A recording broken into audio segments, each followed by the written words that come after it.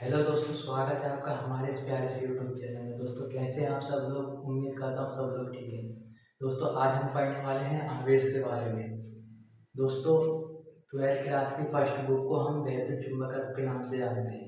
दोस्तों इसको भी हमने दो पार्ट में डिवाइड किया है। इसको हम स्थिर वैद्युत की बिजली गति विज्ञान के नाम से जानते हैं। दोस्तों इनके नाम में सब कुछ छुपा हुआ है। स्थिर का मतलब होता है रुका हुआ, वैद्युत का मतलब होता है आवेश, रुका हुआ आवेश। वैसे ही आवेश, बिजली का मतलब होता है आवेश, गति का मतलब होता है चलता हुआ, गतिमान आवेश। जब दोस्तों आवेश रुका हुआ होता है तो वैद्युत क्षेत्र उत्पन्न करता है। जब दोस्तों आवेश नियत नियत वेग से गतिमान होता है तो वैद्युत क्षेत्र चुंबकीय क्षेत्र उत्पन्न करता है। जब दोस्तों आवेश में त्वरण आ जाता है तो वह वैद्युत क्षेत्र, चुंबकीय क्षेत्र और विकिरण भी उत्पन्न करता है। दोस्तों अब किसी भी परमाणु पर आवेश कैसे आता है, धनात्मक आवेश, ऋणात्मक आवेश कैसे आता है।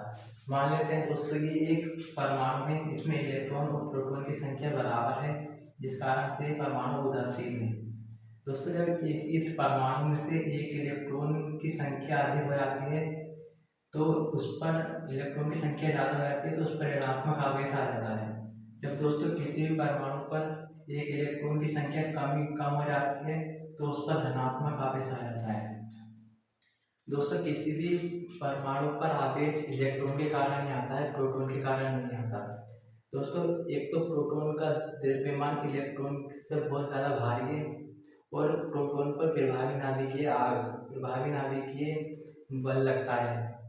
तो नाभिकीय बल लगता है जिस कारण से वो परमाणु को छोड़कर नहीं जा पाता। दोस्तों इलेक्ट्रॉन जो होता है वो बहुत हल्का होता है और कहते हैं नाभिक से बहुत दूर भी होता है, जिस कारण से इलेक्ट्रॉन को परमाणु से निकालना बहुत ज़्यादा आसान होता है। इसी कारण किसी भी परमाणु पर जो आवेश आता है वो इलेक्ट्रॉन के कारण ही आता है।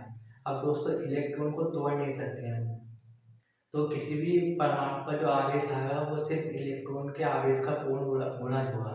तो दोस्तों एक इलेक्ट्रॉन पर 1.6 इंटू 10⁻⁻19 कूलम का आवेश होता है और एक प्रोटॉन पर 1.6 इंटू 10⁻⁻19 कूलम का आवेश होता है। दोनों पर आवेश का परिमाण बिल्कुल बराबर होता है, बस प्लस और माइनस का अंतर होता है। तो दोस्तों किसी भी संख्या पर जो आवेश आ रहा है वो इलेक्ट्रॉन का पूर्ण गुणज होगा। यहाँ n एक पूर्णांक संख्या हुई। यहाँ मान लेते हैं दोस्तों किसी का आवेश दिया है और इलेक्ट्रॉन का आवेश हो गया 1.6 इंटू 10⁻⁻19 कूलम। जब हम उसको डिवाइड करेंगे, अगर एक पूर्णांक संख्या हुई तो ही आवेश एग्जिस्ट कर सकता है, वरना नहीं कर सकता।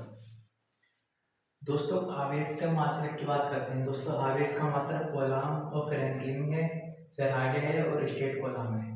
दोस्तों ये स्पेसिफिक चार्ज है। दोस्तों आवेश पर किसी वेग के बढ़ने, किसी का कोई आवेश गतिमान है तो उसमें किसी भी प्रकार के द्रव्यमान में कोई भी वृद्धि नहीं होती। लेकिन दोस्तों द्रव्यमान में जैसे कोई द्रव्यमान कोई वस्तु है, अगर उसमें बहुत ज़्यादा वेग है, बहुत स्पीड से चल रही है तो उसके द्रव्यमान में बहुत ज़्यादा वृद्धि हो जाती है। तो वेग के बढ़ने पर द्रव्यमान बढ़ता है परंतु आवेश पर कोई प्रभाव नहीं पड़ता है।